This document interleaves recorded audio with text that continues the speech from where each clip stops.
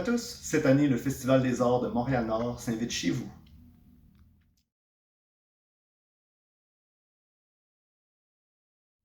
Mon nom est David Atman, je suis auteur-compositeur-interprète au sein de la formation de Montréal La Tragédie, mais aujourd'hui je suis parmi vous en tant que romancier pour vous présenter mon tout premier roman. J'ai commencé à écrire de la poésie dès l'âge de 14 ans, dès que j'ai eu ma première guitare afin de pouvoir composer mes premiers morceaux, mes premières chansons. J'ai travaillé sur ce roman depuis plus de 10 ans avant la publication. Évidemment, l'écriture, c'est une façon de s'exprimer, de se mettre en danger, de se mettre en doute. C'est une façon de s'inscrire sur le mur du temps. Mais évidemment, aujourd'hui, au Québec, en 2020, écrire en français, c'est aussi s'affirmer politiquement et s'assurer que la langue française continue d'évoluer en Amérique du Nord. Alors, je vais vous lire un tout premier extrait. Chapitre 8. Dimanche 5 juillet. Guelph. L'aurore arbore un sentiment de terreur, une vision décolorée de ce qu'est la réalité. Qu'une option parmi tant d'autres, qu'une couche de solitude universelle pour mieux oppresser les épaules courbées et les têtes éparses. Grand paysage sans nom, sans âge. Les frontières du bonheur s'amincissent, se désintègrent pour plaire, pour faire partie du clan.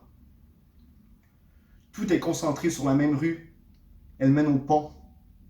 Tout le tour de la tête, il y a magie et beauté, une carte postale en 360 degrés. L'urgence de t'écrire durant cette semaine surchargée. Alors que le monde s'arrête, que la vie se dissout dans l'amplitude de nos désirs inachevés, de nos projets incomplétés, alors que je tourne encore en rond, toujours en rond. C'est long, longtemps entre Ottawa et Windsor, entre New York et Kapuskasing, entre Gatineau et Gaspé, en faisant le détour par Moncton jusqu'au lac, en descendant l'autre bord des lignes à Plattsburgh pour se rendre à Philly par Repentigny. On a vu des aurores à Baltimore et bien plus à Beauport. On a crevé la dalle à Laval et hier à Trois-Rivières encore plus qu'avant-hier à Jonquière. Dis-toi qu'entre Allemand et Oshawa, on a eu mal à l'estomac. Qu'entre Halifax et Ajax, on a tout fait pour sauver les taxes. Et je t'épargne le nombre de fois où on a failli crever entre la Malbaie et North Bay.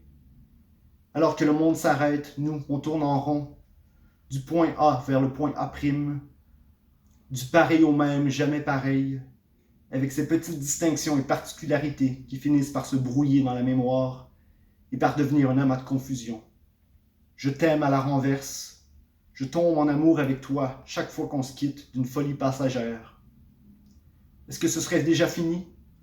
Est-ce que l'âge d'or de ce que nous aimions, le rock and roll, serait terminé? Et avant même d'atteindre l'âge respectable de la vieillesse?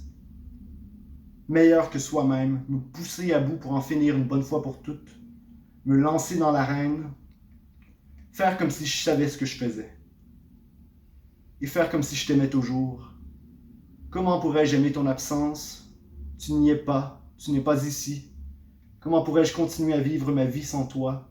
À milieu dans nos idées, et encore plus dans nos aspirations.